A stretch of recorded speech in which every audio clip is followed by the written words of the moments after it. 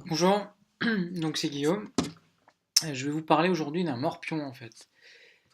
Donc l'idée c'est de faire un tour extrêmement rapide autour de ce jeu, donc qui a été codé en Python avec Pygame, et en gros de retracer les étapes de modélisation. Donc je vais refaire un rappel rapide pour le jeu du morpion. Donc là, dans le README, vous avez les instructions de lancement. Installer les dépendances, en gros, il faut que vous cloniez le repository, vous alliez dedans, vous créez un petit virtual env, vous installez les dépendances. Donc à partir de ce virtual env, vous lancez le programme et normalement ça doit fonctionner. Ensuite, si vous voulez des étapes plus détaillées, il y a le fichier steps.md. Donc, alors, comment on fait pour coder un morpion en Python et avec Pygame? Bah déjà, si on comprend les règles. Donc les règles, elles sont très simples. Si on veut soit 3 dessins de rond alignés, ou soit 3 dessins de croix alignés, que ce soit verticalement, horizontalement ou en diagonale. De cette manière, de cette manière, de cette manière, de cette manière. Et donc l'idée, c'est on va encoder les valeurs. 0 quand on a une case vide, 1 quand on a un rond ou un cercle, moins 1 quand on a une croix. Le but c'est de faire du tour par tour, donc un jeu à deux. Donc globalement ça signifie que quand on a 3 valeurs 1 sur une ligne, ça se finit qu'on a 3 croix et donc globalement, imaginons les croix ont gagné. Ceci est applicable par extension verticalement et en diagonale. Donc ça donne quoi? Donc pour modéliser la board et encoder, en gros si c'est des croix, des ronds ou euh, des, euh, des cases vides, on va utiliser des constantes. Donc voilà, là on utilise des constantes. Donc voici les constantes, voilà. L'idée c'est de donc voir comment on encode ça. Donc déjà on va créer quelque chose qui représente le plateau, donc ce que j'appelle board. Ensuite on va déterminer qui est gagnant horizontalement, verticalement et en diagonale. Donc horizontalement c'est simple, c'est en gros on va faire pour chaque élément, sous-élément de ma sous-matrice, donc chaque ligne en fait, hein, ben, je vais faire la somme à chaque fois pour savoir si ma ligne est pleine. Et si elle est pleine, entre guillemets, c'est soit j'ai des 1, 1, 1, 1, 1 pour signifier l'alignement, donc en l'occurrence, donc des. Normalement, que je ne dise pas de bêtises, 1, 1, 1, ça serait plutôt les ronds, et les croix, ça serait moins 1, moins 1, moins 1. Et donc l'idée, c'est de faire la somme pour chaque ligne. Et si la somme pour chaque ligne, bah, elle match, entre guillemets, la somme totale pour que les ronds ou les croix gagnent, et eh bien le jeu est terminé. Verticalement, on procède de manière relativement analogue, sauf que le parcours ne s'effectue pas de la même façon. Au lieu qu'on liste les lignes et on somme les lignes, c'est on va lister les colonnes et sommer les colonnes. En fait, hein. Voilà. Donc c'est comme ça qu'on travaille en fait, hein. Voilà, ici c'est clair. Ensuite pour les diagonales, donc la première diagonale est très simple à traiter, puisque en une seule boucle on peut accéder en fait à la diagonale. Donc c'est ce que je fais ici. La deuxième, bon, si on veut procéder rapidement, vu qu'on sait que notre board elle est que de 9 joueurs, on peut faire la somme de cette manière, c'est rapide, mais c'est pas ce qu'il y a de plus clean. Et de la même sorte, on sait s'il y a quelqu'un qui a gagné ou pas, horizontalement, verticalement, ou qui n'a pas gagné. Ensuite, donc ça c'est pour, entre guillemets, savoir dans quelle situation on gagne et comment on encode en fait les croix ou les ronds. Donc ça donne quoi? Parce que là je parle, mais en vrai, voilà, on va voir ce que ça donne. Donc je vais là. Donc voilà. Donc là typiquement, ma croix en fait c'est un 1. Donc je me suis trompé. Et mon rond, normalement, c'est un moins 1 ici. Donc voilà comment ça se passe. Je veux dire, il n'y a pas de chose magique derrière, on a un encodage de ce plateau Et voilà. Et l'idée, c'est à chaque tour, on va vérifier s'il y a un gagnant ou pas. Donc c'est ici qu'on le vérifie.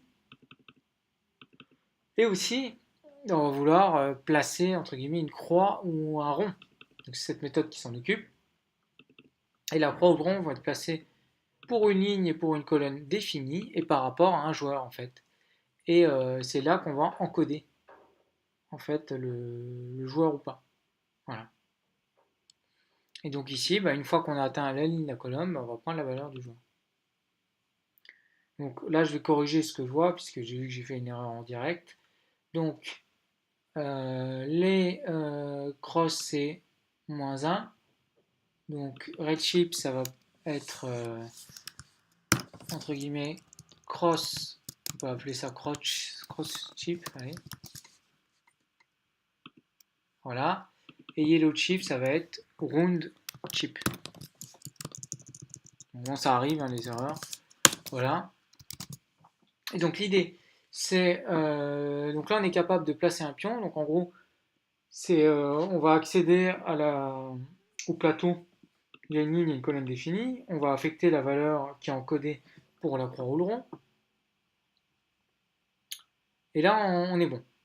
Et aussi, il y a une petite méthode d'affichage. Ça, on ne s'en sert pas de cette méthode-là. Donc ça, c'est pour la partie modèle. Qu'est-ce qu'on fait pour encoder le jeu, modéliser qu'est-ce que c'est une croix, qu'est-ce que c'est un rond, qu'est-ce que c'est le plateau. Le plateau, c'est une matrice. Une croix, c'est, on a dit, c'est écrit au-dessus. Une croix, c'est -1. Un rond, c'est +1. Il me semble que j'ai inversé, mais voilà, normalement, ce qu'on est censé avoir. Donc, après, on a la partie plutôt visuelle. C'était le nom de la fenêtre. Je vais travailler sur mon modèle, en fait. Hein. Donc, je vais affecter ça à ma vue. Qu'est-ce que je vais faire? Je vais charger des images. Vous voyez, c'est pas magique. Mon image de plateau, je vais la charger. Cette image, elle va avoir une taille qui est définie. Je vais remplir mon écran blanc initialement et après je vais appliquer mon image en fait. Hein. Voilà, ici. Qu'est-ce que je fais? Bon, là pareil, j'ai du renaming parce que je suis inspiré d'un autre projet existant. Donc, ce que je fais, c'est je vais associer à une croix ou comment ça s'appelle? Un, un rond, une image. Donc là, c'est ce que je fais ici. Je vais définir une police éventuellement. Et je vais graphiquement devoir déterminer ma colonne et ma ligne quand je clique ici. Donc il n'y a pas de secret, j'ai ma vue, j'ai ma position, et moi je segmente par colonne, et je sais que quand j'ai une position donnée, eh ben, je peux déterminer à quelle réelle position dans mon modèle ça correspond. Et c'est ce que je fais ici dans mes méthodes qui permettent visuellement d'associer mon clic à une case derrière dans mon modèle. Donc voilà, là où je suis. Après, quand je fais render, tout simplement, en fait, je vais parcourir mon modèle pour afficher soit des croix, soit des ronds. Voilà.